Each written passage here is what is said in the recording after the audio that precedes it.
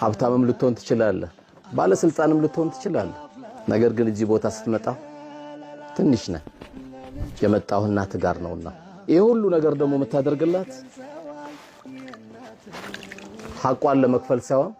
ሸከምን ለመቀነስ ነው ምክንያቱም እሷ እናት ናት እንደ እስልምና ደግሞ አስተምሮ ምንም ብናረግላት ያንድ ቀምጧንም አንከፍልም ምክንያቱም እናት ናት አላህ ከነሱ ሐቅም ይጠብቀን ከእድሜያችን ላይ ጨምረን በሰጠን ነበር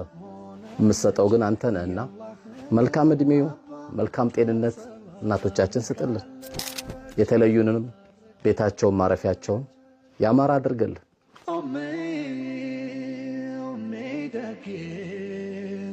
ክብሬናት ማረጌ ሽታ አንቺ ያላ ስጦ